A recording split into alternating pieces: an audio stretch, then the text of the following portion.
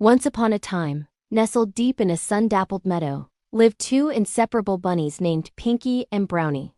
Pinky, with her fur as soft as a rose petal, was always dreaming up new adventures.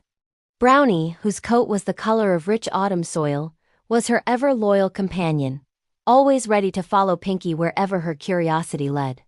They had been friends since they were just tiny kits, their days filled with shared giggles and whispered secrets under the shade of a large oak tree.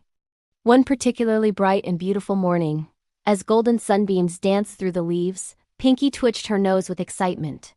"Brownie!" she chirped, her eyes sparkling. "The world is so big! Let's go on a real adventure today, just you and me. Let's explore the Whispering Woods, beyond the big stream where we've never been before." Brownie, who was usually the more cautious of the two, hesitated for a moment. He looked toward their cozy burrow, then back at his best friend's eager face. He couldn't bear to disappoint her. "All right, Pinky," he agreed with a smile. "A real adventure it is. But we have to promise to stay close to each other." Pinky squealed with delight, and with a pact made and noses touching, the two friends hopped away from the familiar meadow and ventured toward the mysterious, beckoning trees of the Whispering Woods. The forest was even more magical than they had imagined. Towering trees formed a grand canopy overhead, filtering the sunlight into shifting patterns on the forest floor. Colorful butterflies with wings like stained glass flitted from one wildflower to another. Pinky and Brownie were captivated. They chased a brilliant blue dragonfly along a babbling brook, its water so clear they could see the smooth, colorful pebbles at the bottom. They played a game of hide-and-seek among giant moss-covered boulders that looked like sleeping giants. They discovered a patch of wild strawberries, red and juicy and sweeter than any carrot they had ever tasted. They giggled as the sweet juice stained their whiskers red. Brownie found a hollow log and, pretending to be a great explorer, peered out from one end while Pinky tried to guess who he was. Their laughter echoed through the trees, a happy, carefree sound that filled the air with joy. They were having so much fun, so lost in their games and discoveries, that they didn't notice the sun beginning its slow descent in the sky. The bright golden light that had guided them began to fade, replaced by soft shades of orange and purple. The shadows of the tall trees grew longer and longer, stretching like dark fingers across their path. It was Brownie who first noticed the change. He stopped in the middle of a hop and looked up. "Pinky," he said, his voice a little softer now. "It's getting dark." Pinky paused her game of chasing a falling leaf and looked around. The forest, which had seemed so enchanting just moments before, was starting to look different. The friendly shapes of the trees now seemed tall and imposing. The familiar bird songs were replaced by the hoot of a distant owl and the chirping of crickets. A cool breeze rustled the leaves, making a sound that was no longer a whisper, but a sigh. "You're right," she said, a tiny quiver in her voice. "We should head home." They turned back, expecting to see the familiar path they had followed. But everything looked the same. Every tree seemed identical to the last, and every winding trail looked just like the one they had just left. They hopped in one direction, then another, but the meadow was nowhere in sight. The last rays of sunlight disappeared, and the deep, dark blanket of night began to settle over the woods. A small knot of worry tightened in Pinky's tummy. She looked at Brownie, his wide eyes reflecting her own fear. They were lost. Holding back a shiver, Pinky tried to be brave.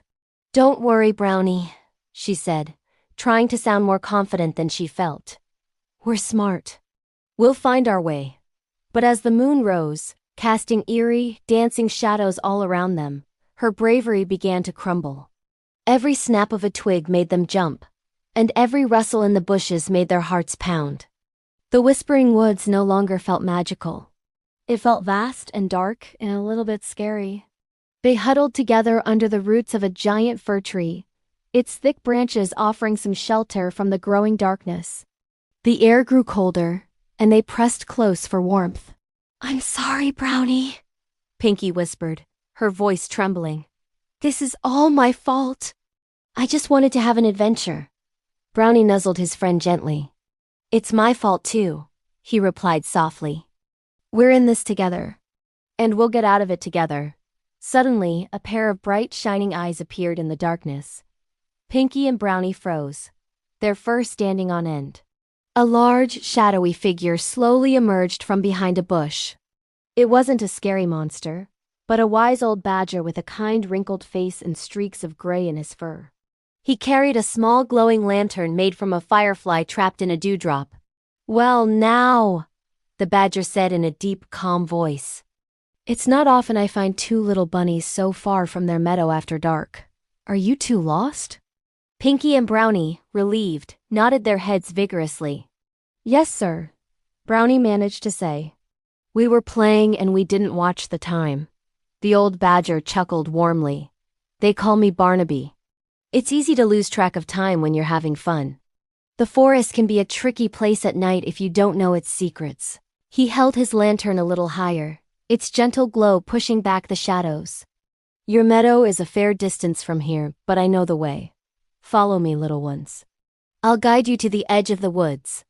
With Barnaby leading the way, the forest seemed much less frightening. His lantern cast a warm, comforting light on the path, and his steady presence was a great comfort. He pointed out constellations in the night sky and showed them which mushrooms glowed in the dark. He taught them how the crickets' chirps could tell you how warm it was. Pinky and Brownie listened in awe, their fear slowly replaced by a sense of wonder once more. Finally, through a break in the trees, they saw it.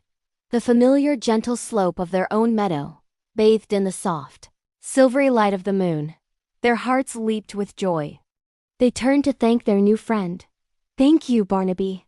Thank you so much," Pinky exclaimed. "We would have been so scared without you." Barnaby smiled. "Just remember, little ones," he said kindly. "Adventure is a wonderful thing, but it's always wise to know your way home before the sun goes to sleep. Be safe now." With a final grateful wave, Pinky and Brownie scampered across the moonlit field, their cozy burrow a welcome sight.